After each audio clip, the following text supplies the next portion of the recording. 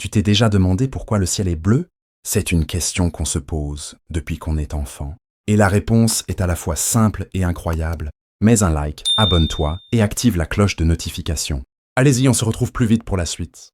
Aujourd'hui, je t'explique ça à moins de 5 minutes. Depuis toujours, les humains s'interrogent sur la couleur du ciel. Pourquoi est-il bleu le jour, rouge au coucher du soleil, noir la nuit? La réponse se trouve dans la physique de la lumière, l'atmosphère terrestre et un phénomène appelé diffusion de Rayleigh. Que veut dire la diffusion de Rayleigh? La diffusion de Rayleigh est un phénomène physique qui explique pourquoi certaines couleurs de la lumière se dispersent plus que d'autres quand elles traversent l'atmosphère. 1. La lumière blanche du soleil. Le soleil émet une lumière que nous percevons comme blanche. En réalité, cette lumière est composée de toutes les couleurs de l'arc-en-ciel. Violet, bleu, vert jaune, orange, rouge.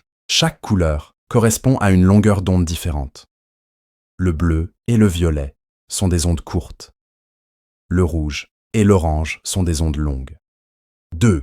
L'atmosphère terrestre, un filtre transparent. La Terre est entourée d'une fine enveloppe gazeuse. L'atmosphère composée principalement d'azote, 78%, et d'oxygène, 21%, avec des traces d'autres gaz et particules. Cette atmosphère joue un rôle très crucial. Elle diffuse la lumière solaire, elle absorbe certaines longueurs d'onde, notamment dans de l'ultraviolet. Grâce à la couche d'ozone, elle agit comme une toile sur laquelle la lumière se projette. Sans atmosphère comme sur la Lune, le ciel apparaît noir en permanence, même en plein jour. 3. La diffusion Rayleigh, le cœur de l'explication. La clé de la couleur bleue du ciel se trouve dans le phénomène de diffusion de Rayleigh, du nom du physicien anglais Lord Rayleigh, 19e siècle. Les molécules d'air sont bien plus petites que la longueur d'onde de la lumière visible. Lorsqu'un rayon rencontre ces molécules, il est dévié dans toutes les directions. Cette diffusion n'est pas la même pour toutes les couleurs. Elle est inversement proportionnelle à la puissance 4 de la longueur d'onde. Cela signifie que les lumières bleues et violettes, courte longueur d'onde, sont beaucoup plus diffusées. Les lumières rouges et oranges traversent l'atmosphère plus directement. Résulte, le ciel prend une teinte bleue car ce sont surtout ces longueurs d'onde qui nous parviennent depuis toutes les directions. 4. Variation du ciel. Si la diffusion de Rayleigh explique pourquoi le ciel est bleu en plein jour, elle permet aussi de comprendre les changements des couleurs que nous observons selon les conditions. Les levées et le coucher du soleil.